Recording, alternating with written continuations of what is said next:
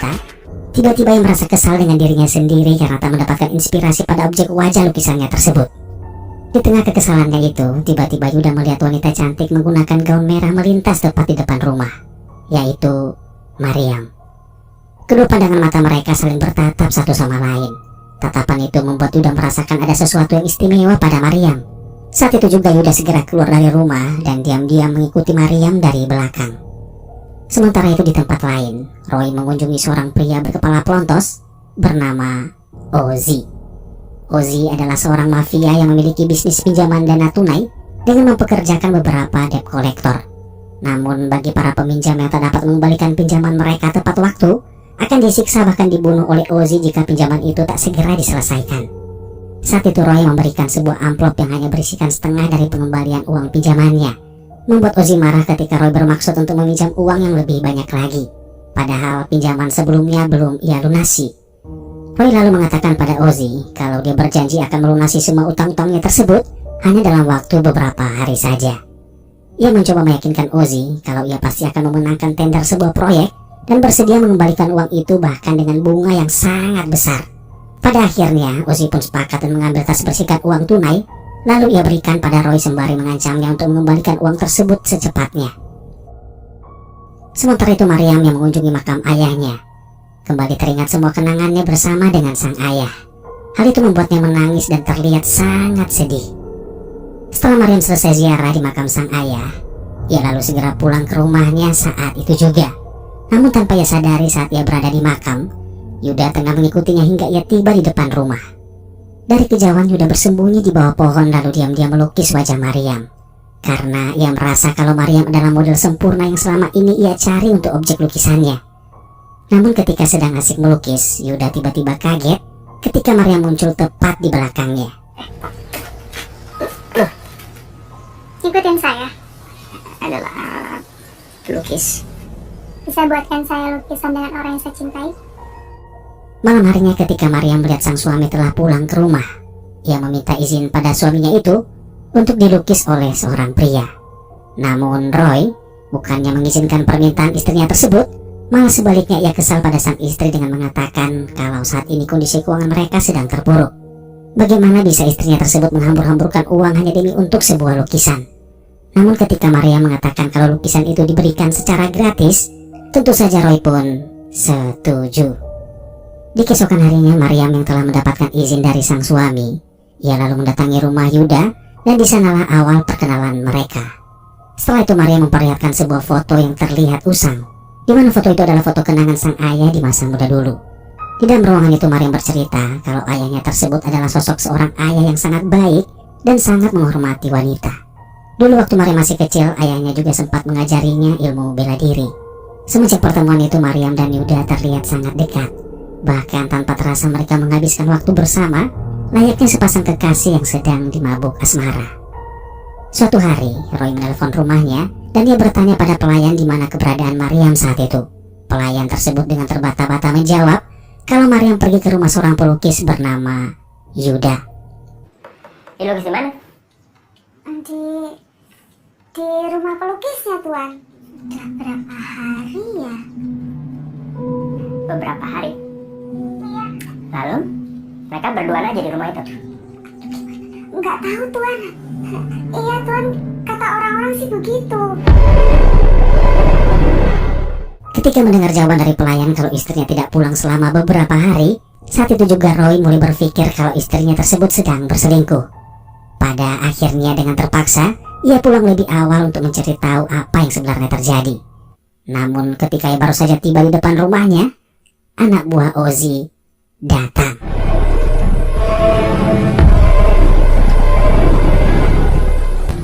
Bang Wajib pengen ketemu. Oke bang, siap. Mendapatkan ancaman dan siksaan fisik dari Ozzy membuat Roy segera menelpon rekannya untuk memastikan apakah proyek tersebut berhasil mereka dapatkan. Namun rekannya di seberang sana menjawab dengan mengatakan kalau ternyata proyek itu telah dibatalkan karena melanggar hukum. Dan lebih parahnya lagi, beberapa rekan mereka telah ditangkap oleh polisi.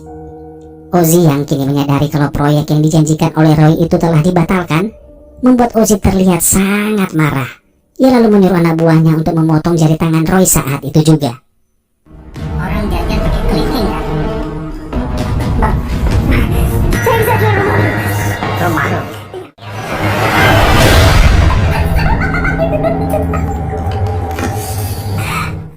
Sementara itu Mariam yang baru saja pulang diantar oleh Yuda, kemudian masuk ke dalam rumah dan meletakkan hasil lukisan foto dirinya bersama sang ayah.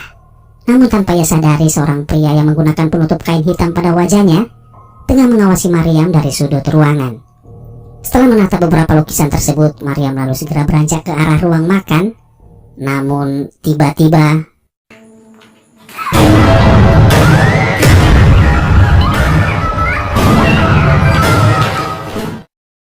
saat itu Yuda yang ternyata masih berada tak jauh dari rumah Mariam tiba-tiba kaget ketika mendengar teriakan Mariam dari dalam rumah. Khawatir dengan apa yang terjadi pada Mariam, akhirnya dengan terpaksa ia masuk dan mencoba menenangkan Mariam yang masih saja terus menangis histeris menyaksikan kucingnya itu mati dengan sangat mengenaskan. Saat itu pelayan atau si Bibi yang juga kaget melihat teriakan Mariam lalu dengan buru-buru masuk ke ruang tamu. Namun si Bibi malah melihat seorang pria sedang memeluk majikannya tersebut.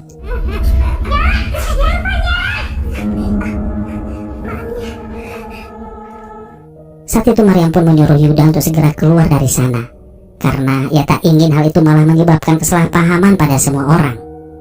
Beberapa saat kemudian Roy yang baru saja pulang melihat istrinya sedang terduduk lunglai di anak tangga. Saat itu juga Mariam mengatakan pada Roy kalau kucing peliharaan mereka ia temukan telah mati dengan kondisi kepala tanpa badan di atas meja. Roy yang mendengar hal itu juga sempat kaget dan ia kini sadar kalau yang melakukan itu adalah anak buah suruhan Ozzy, di mana hal itu adalah sebuah bentuk ancaman agar Roy mau merayu istrinya untuk menjual rumah mereka. Namun ketika Roy memberanikan diri mengatakan pada Mariam kalau rumah mereka harus segera dijual, Mariam pun kaget dan tentu saja menolak permintaan suaminya itu, karena rumah tersebut satu-satunya kenangan yang tersisa dari ayahnya. Mendengar permintaannya itu tak dikabulkan, membuat Roy menuduh Mariam kalau Mariam telah selingkuh dengan Yuda. Itulah mengapa Mariam tidak peduli lagi dengannya. Setelah mengatakan itu, Roy dengan kesal lalu meninggalkan rumah dan mengabari Ozzy kalau Mariam tidak mau menjual rumah itu.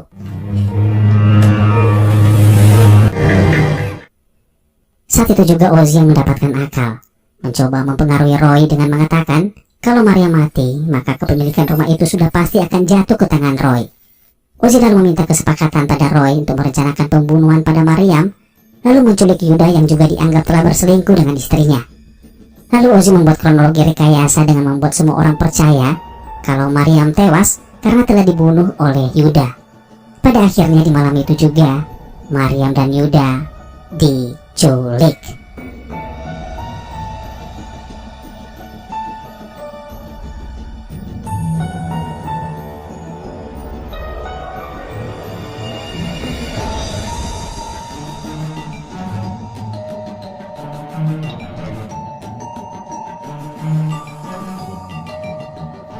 Di sisi lain, Roy yang sedang menginap di hotel, di mana ia merasa sangat bersalah karena sudah terlanjur bertindak tanpa berpikir terlebih dulu dengan keputusannya itu, di mana ia kembali teringat dengan janji-janji yang pernah ia ucapkan saat menikahi Mariam dulu. Dengan penuh penyesalan, ia lalu menelpon Ozzy untuk membatalkan rencana pembunuhan tersebut dan memohon pada Ozzy untuk tidak menyakiti Mariam. Namun utang tetaplah utang. Saya mau dia hidup, Bang. Ya udah telat lah sekarang. Apapun yang abang mau, saya pasti akan jalanin, Bang.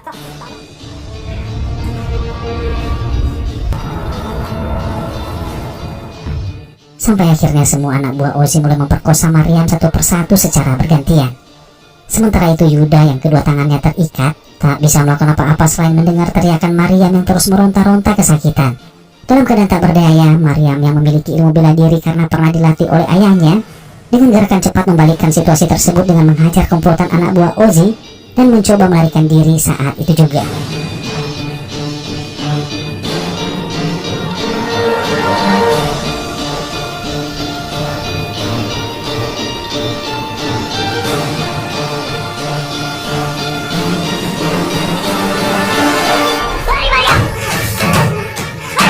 Mariam berhasil kabur karena telah diselamatkan oleh Yuda. Hanya terus berlari dan berlari hingga ia tiba di sebuah jembatan.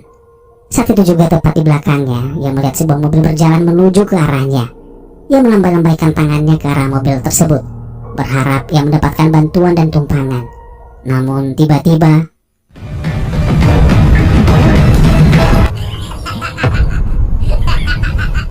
Ada laki lu udah nangis-nangis minta tolong sama gua. Terus nih cewek mau diapain, Bos? Udah lu balik ke kali sana. Iya, Bos.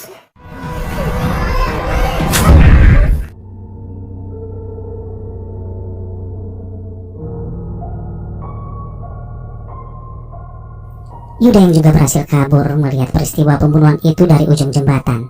Ia tak sanggup lagi untuk menolong, karena luka tusukan pada perutnya membuatnya harus terkapar tak sadarkan diri. Beberapa saat kemudian ia ditemukan dan dibawa ke kantor polisi. Di kantor polisi, Yuda menceritakan semuanya kepada para petugas kalau yang melihat Maryam telah dibunuh dan dibuang di bawah jembatan di kawasan Ancol. Namun ketika polisi mencoba menelusuri lokasi kejadian, tetap saja polisi tak dapat menemukan jasad Maryam, sekalipun mereka telah menelusuri sepanjang sungai yang berada di bawah jembatan. Sementara itu Roy yang sedang tidur di dalam rumah tiba-tiba terbangun ketika mendengar suara kucing dari segala penjuru ruangan kamar. Ketika dia mencoba menuruni anak tangga, dia pun kaget dan terjatuh ketika ia melihat kucing peliharaan mereka yang telah mati berjalan ke arahnya dengan tubuh yang bermuran darah. Dan ketika ia mencoba berdiri dan menganggap kalau hal itu hanyalah halusinasi belaka,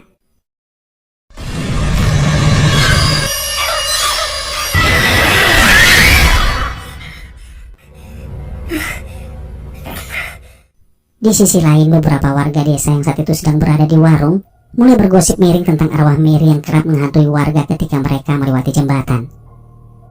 Pulang dari rapat kelurahan, ada perempuan di pinggir jembatan.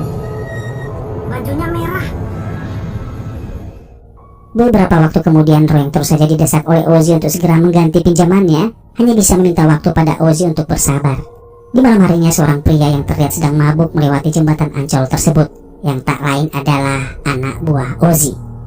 Ia lalu turun dari mobilnya dan masuk ke dalam hutan untuk buang air kecil tepat di bawah pohon.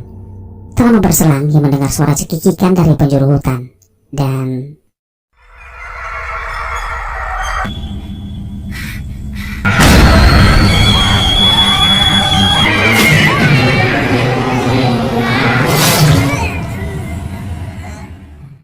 sementara itu Yuda yang sudah pulih dari lukanya mulai mengalami mimpi buruk, di mana dalam mimpinya ia melihat Maryam yang tengah mencoba membunuhnya.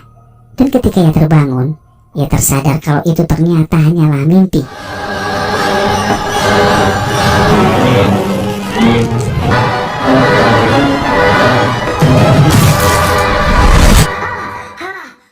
Di keesokan harinya, semua orang menyaksikan dua mayat pria tergantung di lokasi jembatan. Mereka yang menyaksikan itu mulai khawatir dan takut, di mana mereka menyadari bahwa itu adalah ulah arwah Maryam yang bergentayangan memakan korban. Anak buah Ozzy yang lain yang masih tersisa juga mulai merasa takut karena melihat dua orang rekan mereka telah tewas dengan sangat mengerikan. Namun Ozzy yang tak percaya dengan tahayul mengatakan kepada anak buahnya tersebut kalau hantu itu tak ada. Malam kedua setelah kematian dua orang anak buah Ozzy, Maryam kembali datang dan membunuh satu persatu anak buah Ozzy yang masih tersisa, di mana pelampiasan dendam Maryam disaksikan oleh Ozzy saat itu juga.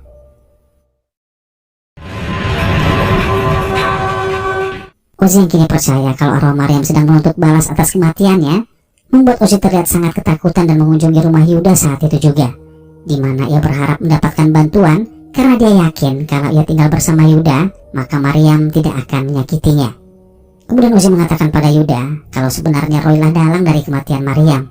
Roy meminta istrinya dibunuh agar dia bisa menjual rumah itu dan mengembalikan uang yang telah ia pinjam. Yuda terpengaruh oleh hasutan Ozzy tersebut seketika terlihat sangat marah, lalu ia mengunci Ozzy di dalam rumahnya dan pergi ke rumah Roy saat itu juga. Setibanya Yuda di rumah Roy, ia meminta agar Roy mau mengakui perbuatannya itu. Kalau tidak, arwah Maryam tidak akan tenang dan akan terus membunuh orang-orang yang tak bersalah. Namun Roy yang tak ingin masuk penjara tetap tak mau mengakui kesalahannya itu. Ia malah mengambil pisau belati dari dinding, lalu dengan sengaja melukai dirinya sendiri. Setelah itu ia mengajak Yuda bertarung menggunakan belati, di mana hal itu ia rencanakan untuk mengundang perhatian semua orang, sehingga mereka mengira kalau Yuda masuk ke rumah Roy bertujuan untuk membunuhnya. Mendengar suara dan teriakan dari rumah Roy, warga desa datang dan masuk ke dalam, kemudian mulai menyalahkan Yuda.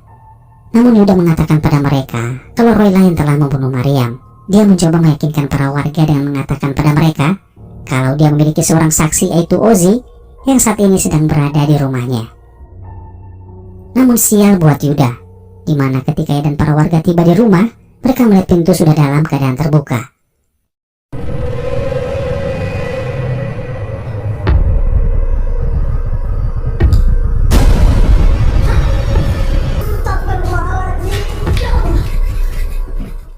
Semua orang mulai curiga pada Yuda kalau dialah pembunuh Maryam dan juga semua orang-orang yang telah tewas. Namun Yuda membantah dengan mengatakan kalau dia memang pembunuhnya, sudah pasti dia tidak akan pernah mengajak mereka ke rumahnya. Namun tetap saja para warga tetap curiga pada Yuda. Menyadari kalau dirinya kini tertuduh menjadi seorang tersangka, membuatnya buru-buru keluar dari rumah itu sebelum para warga menyadari kepergiannya. Di keesokan harinya, polisi mengunjungi rumah Roy untuk melindunginya dari serangan Yuda yang kini dianggap sebagai tersangka. Ketika malam tiba, bulan purnama memperlihatkan sinarnya tepat di atas kepala. Hembusan angin malam terasa sangat berbeda dengan malam-malam sebelumnya, di mana seorang warga pemilik warung masih terus saja menjajakan dagangannya sembari mengistirahatkan kepalanya di atas meja. Pria itu lalu terbangun ketika ia mendengar suara siaran radio terputus-putus di atas rak dagangannya. Hal itu membuatnya terpaksa berdiri dan memperbaiki tuning panel pada perangkat radio. Namun tiba-tiba, Minta kopinya, Bang. Kopi deh. Iya, saya terima.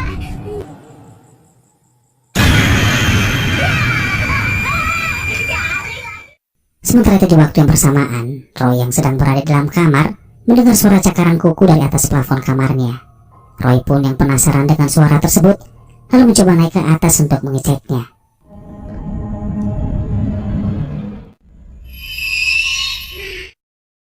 Dengan sangat ketakutan dengan apa yang ia lihat, Roy segera meninggalkan kamarnya tersebut, lalu turun ke bawah untuk melaporkan hal itu pada polisi yang sedang berjaga di bawah sana.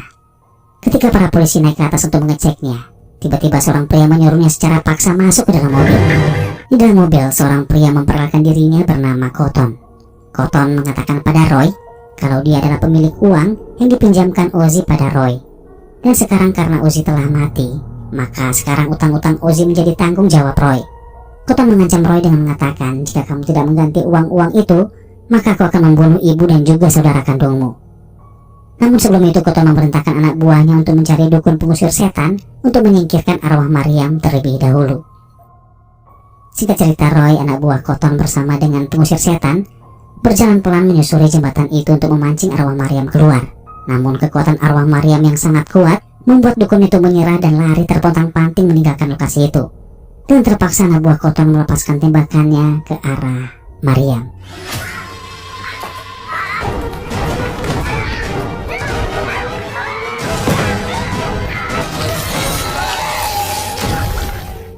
Setelah anak buah Cotton tewas, Roy terlihat sangat ketakutan. Ia mencoba meminta maaf pada Maryam agar Maryam tak membunuhnya. Tak berapa lama setelah itu Yuda tiba-tiba muncul tepat di belakangnya. Ia mencoba menghentikan Maryam agar Maryam tak lagi membunuh semua orang. Lalu Yuda mulai mengatakan dirinya tahu kalau Maryam sebenarnya belum mati. Selama ini Maryam berhasil lolos dari maut dan bersembunyi di sebuah rumah tepi sungai dan mulai merencanakan untuk balas dendam.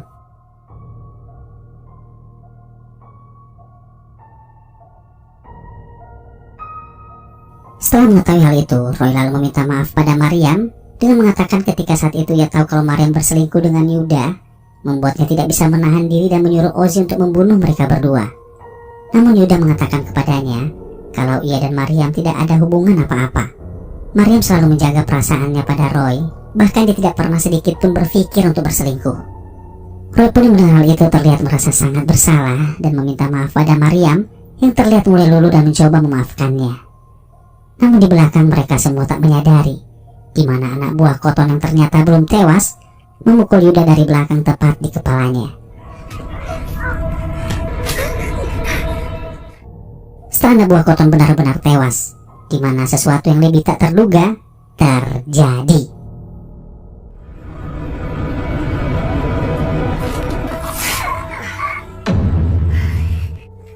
Maafin aku, Maryam.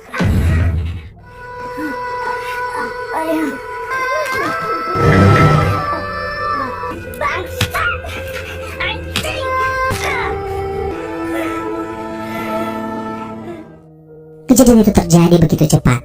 Yuda hanya bisa meratapi kesedihannya ketika mengetahui wanita yang sesungguhnya benar-benar ia cintai tersebut kini telah benar-benar tewas di pangkuannya. dengan terpaksa yang melepaskan jasad Maryam ke sungai, lalu dengan pasrah menyerahkan diri ke polisi. Film pun dinyatakan berakhir ketika Cotton yang sedang mengurus sertifikat rumah Maryam untuk dipindah namakan atas namanya, tiba-tiba diserang dan dibunuh oleh arwah Maryam.